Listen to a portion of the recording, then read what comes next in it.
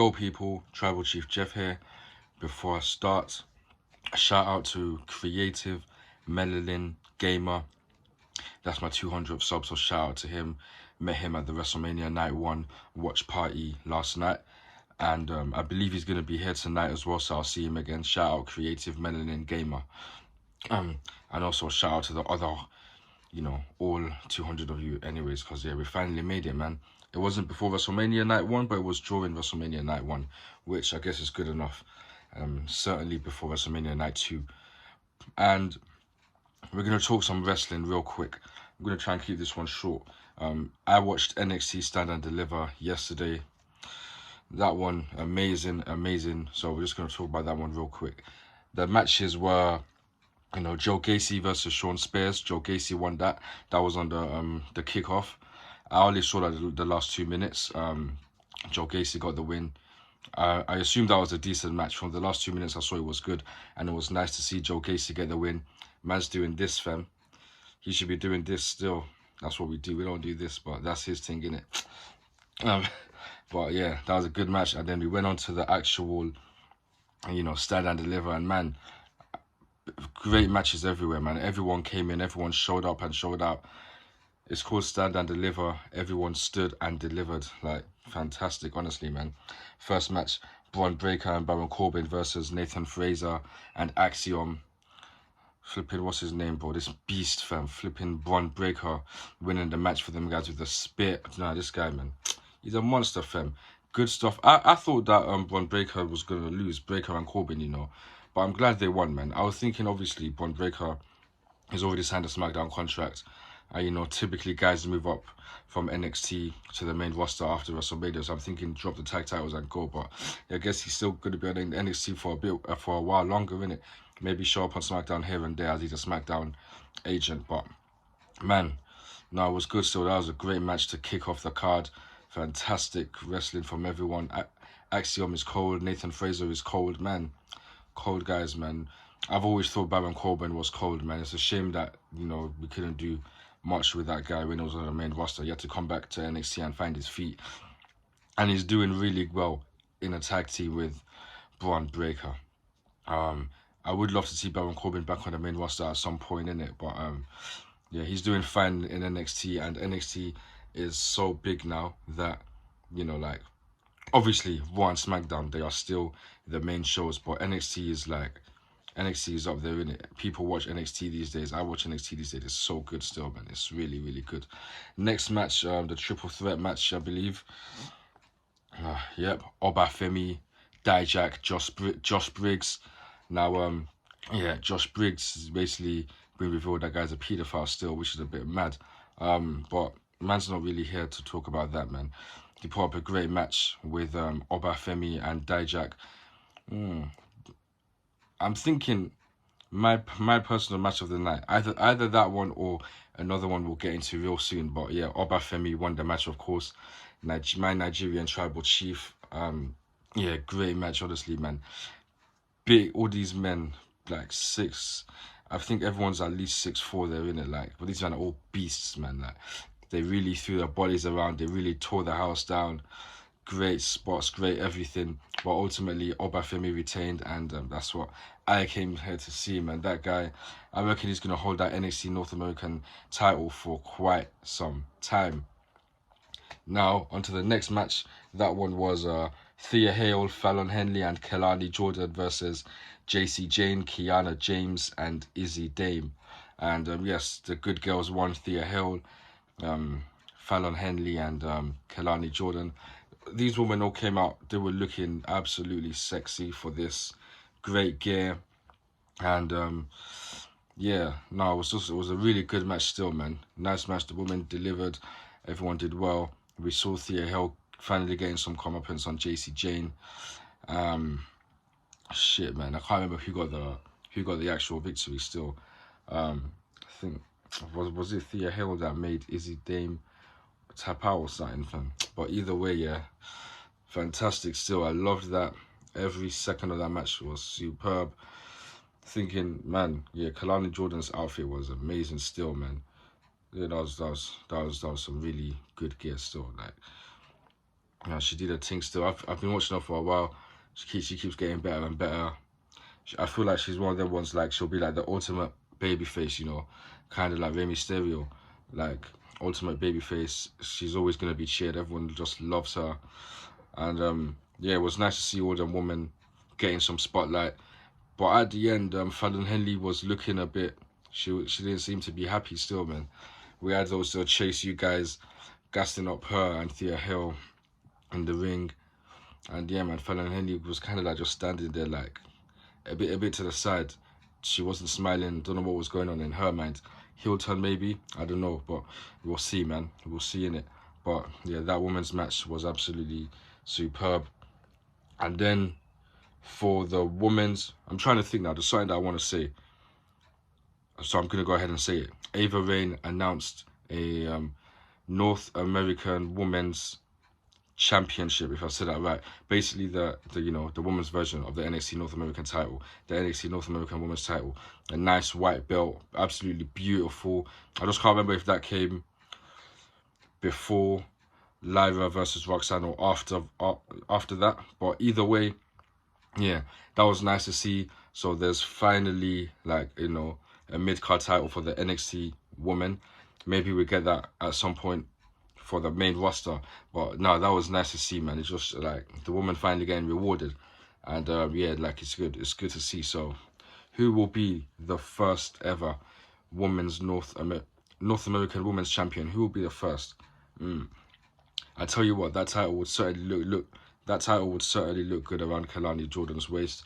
It will look good around Thea Hale's waist. Like, even, you know, Kiana James will look good around her waist. Man, there's a lot of women that can benefit with that belt, because the main women's championship is now back.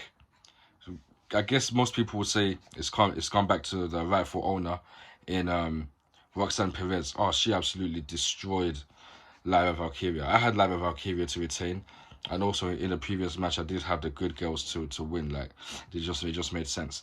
But this one, oh yeah, I will see it for this, man. I love Lyra Valkyria. I love Roxanne Perez. And oh, absolutely beautiful, fantastic match, you know. Flipping, what's her name? Tatum Paxley came.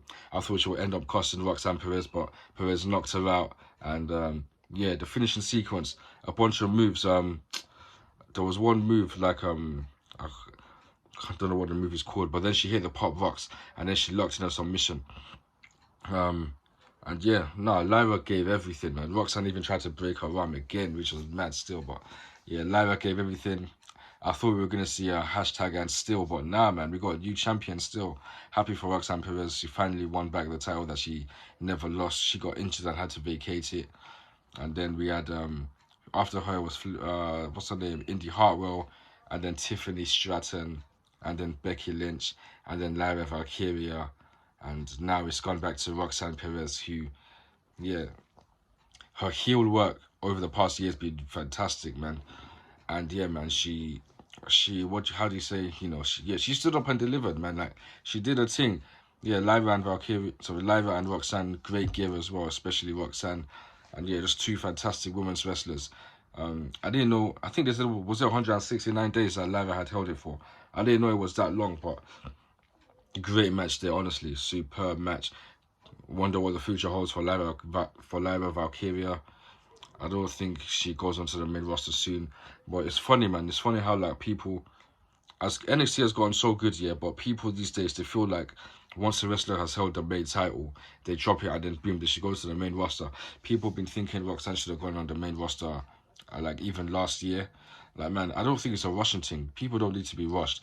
Someone that probably need to be on the main roster now is Carmelo Hayes, since he lost, innit? Maybe he goes on the main roster now, but we'll see in it. It's not a rushing thing, man. NXT is good. But on to the next match. Ilya Dragunov versus Tony D'Angelo. I feel like a lot of people thought that match would probably be like some snooze fest. People didn't really like rate Tony D'Angelo from what I was seeing, but my God, what a match he put up. Match of the night for me. Ilya Dragunov, I expected him to retain. He retained. And I feel this match should have been the main event. This was not the main event, but it was better than the actual main event, in my opinion.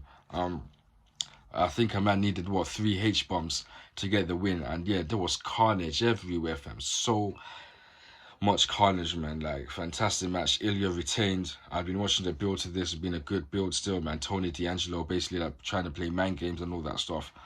And ultimately, it didn't work because the Mad Dragon rose and he got the 1-2-3, man.